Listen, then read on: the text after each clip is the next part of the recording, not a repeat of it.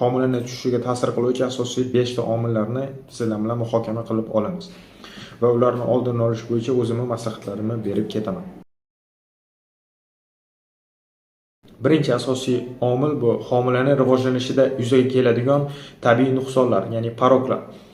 Ushbu nuqsonlarga asosiy sabab genetik omillar bo'lishi mumkin va qarindosh-urug' o'rtasidagi nigohlar homilador ayolni homiladorlikning eng boshlang'ich davrida o'tkir virusli respirator kasalliklar bilan og'rishi va homila rivojlanish jarayonida unda nuqsonlar paydo bo'ladi va organizm homilani tabiiy ravishda vykizish qiladi, ya'ni tushirib tashlaydi.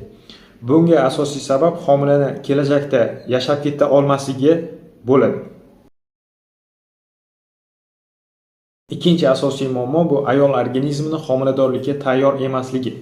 Va ushbu jarayonni biz 3 ta etapga bo'lishimiz mumkin, ya'ni gormonal ayol kishining organizmini tayyor bo'lmaganligi, ikkinchisi jinsiy a'zolardagi yallig'lanishlar va uchinchisi kamqonlik.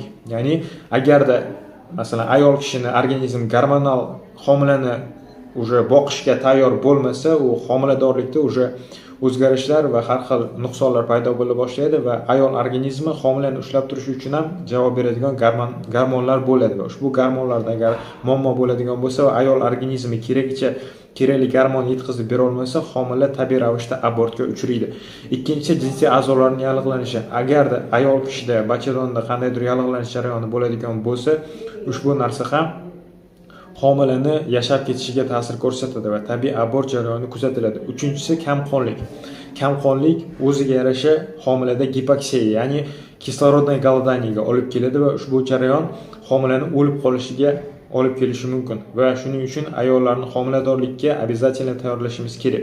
Bu ushbu uchala protsessni, ya'ni 3 ta etapni oldini olishimiz uchun ayollarni birinchi tayyorlab olishimiz kerak va ovqatlanishga, ratsioniga e'tibor qilishimiz kerak, homiladorlikka reja qilishimiz kerak. Ko'pchilik rejalashtirmasdan homiladorlikka boshlaydi. Homilani rejalashtirish qanday bo'ladi? Ayol organizmini to'liq tekshiruvdan o'tkaziladi. Uni qon tahlillarini ko'riladi. Agarda hammasi yaxshi va me'yorda bo'lsa, keyin homiladorlikni rejalashtirish shart. Uchinchisi ayol kishining travmalari. Masalan, har xil avtoavariyalar yoki qandaydir masalan, ba'zida shunaqa holatlar bo'ladi. Qorniga qanaqadir zarbalar bo'lishi mumkin ayol kishini va ushbu jarayonlar oqibatida homila travma oladi va bachadonda homilani ko'chib qolish jarayonlari kuzatiladi va homilani tushishi bo'ladi.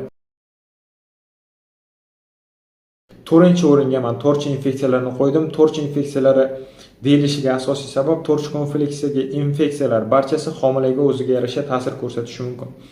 Va homiladorlikda siz uchotga turayotganingizda torch kompleksga tekshiruvlar o'tkaziladi. Bu bejizga emas. Torch infeksiyalari qaysi yo'l bilan yuqishini bilamiz.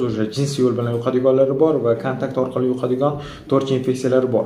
Va bular o'ziga yarasha organizmga xavf olib kelishi uchun va homilani o'ldirish uchun inson organizmi ayol kishining organizmidagi immunitet tushgan bo'lishi kerak va torch infeksiyasini immunoglobulin G, ya'ni faollik titri balandroq bo'lishi kerak va ko'p infeksiyalar, masalan, hammamizda bor sitomegalovirus, gerpes uchrashi mumkin, hammamizda birinchi, ikkinchi tip va bu постоянно ham homilaga ta'sir ko'rsatavermaydi va shuni bilishimiz kerakki, agarda ayol organizmi baquvvat bo'lsa va unda immunitet baland bo'ladigan bo'lsa va kerakli ko'rsatilgan ginekolog tavsiya etgan vitamin komplekslarini ichib yuradigan bo'lsa, ayol organizmi viruslar bilan kurasha oladi va immunitet baquvvat holatda turadi. Bu esa virusni kuchayib ketish va homilaga ta'sir ko'rsatishini nolga teng qiladi. Shuning uchun biz xotirjam torch infeksiyalardan qo'rqmasligimiz mumkin. Lekin shunaqa rasvo torch infeksiyalar bor, jinsiy yo'l bilan yuqadigan. Masalan, sifilis, xlamidioz bor, ureoplazma bor. Agarda bular ayol kishiga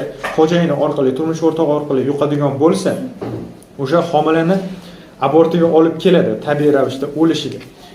Buni biz albatta oldini olishimiz shart. 5-inchisi rezus konflikt hisoblanadi.